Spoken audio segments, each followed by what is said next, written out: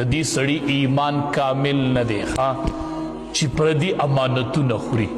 او لا دین لمن لا عهد له، او دین د هغې سړي کامل نه دی چې په هغې کې د وعدې پابندي په چا کې نه د وعدې پابندي پکې نه. نن خلک دې د لاسه ستړی شو، وعده کوي او ماتوي، وعده کوي او ماتوي.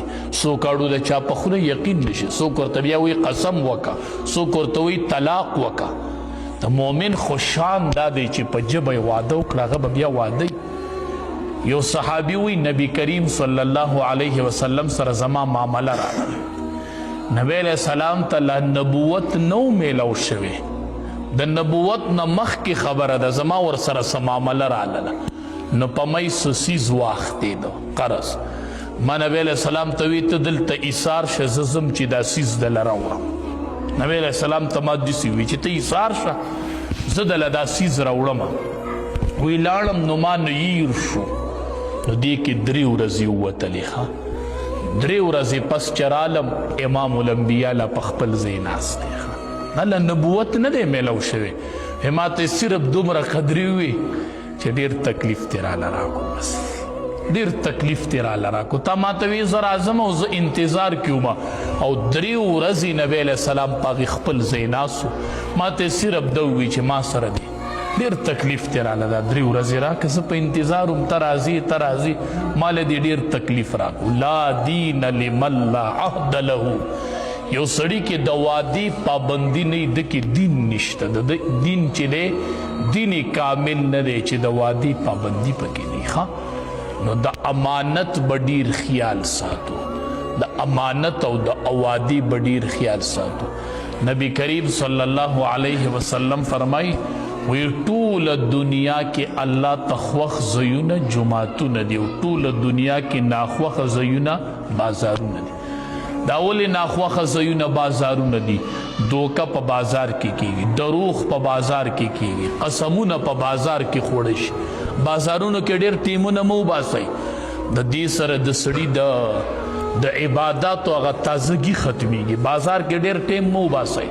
بازار کې په وس 4 ډوډۍ مه خورئ، او دې کې ډېر قسمونه او دوکې خوړي، دوکې پکې، قسمونه یې پکې.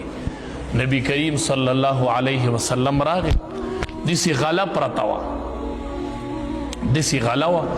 نبی علیہ السلام پکې داسې لاس دنده کو جو دنده پکې لونوالی. نبی علیہ السلام مالک را ووی راشه ما هذا یا صاحب الطعام، دا څه دی ای خوراک والا، دا څه دی دې کې دا لونوالی ولې دی؟ وی دا الله حبیبه دا خو په باران شوی و، نو باران لون کړی دی، دنده پکې لونوالی، لکه ما نه دی لون کړی، دا خو باران لون کړی. نبی علیہ السلام ورته وی لون خو باران که، خو دا لامده پکې د لاندې چا کړل او دا وچ پې د پاسه چا کړل. لون خو باران کو، نو تا لانده د لاندې کړي دي او وچ ته پې د پاسه کړي دي، د پاره د دې چې خلق دا وچ ویني نو راضي به. وی من غش فلیس منا، چا چې دا ملاوټ او دوکه وکړه هغه زمانه نه دی، فلیس منا زمانه نه دی، زمانه نه دی. چې ښکلی سیزي د پاسه یخي او بیکاره سیزي د لاندې کړي. په دې بازارونو وګرځئ تو، په دې ګاډو والا وګرځئ تو، ښکلي ټماټر به یې پې د پاسه ایښي او چې ته ورشې نو د لاندې نه به درله تله اړم کي. تا ته وایي کیلو په دې، ته به وایي بلکل دا خو سم ښکلي ټماټر دي، کیلو د تله به د لاندې نه اړم کي. من غش فلیس منا، نبی علیہ السلام فرمایي مانه نه دی، مانه نه دی.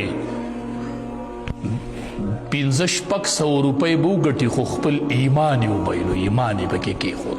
من غش فلیس منا، دا د ادنا نه دا خیانت شروع دی. نو چې دا اعلی بلا څه کوي، دا اعلی دکانداران بلا څه کوي. دکاندارانو ګټه کوئ، خدای دې درله ډېر شي برکتي او حلاله ګټه درکړي، خو ایمان پکې ونه بایلی. ګورې ګټه دې وکړله خو ایمان دې پکې وبلو. نبی علیہ السلام فرمایي چې چا 40 ورځې یو څیز ذخیره کو، خلقو ته ضرورت و دی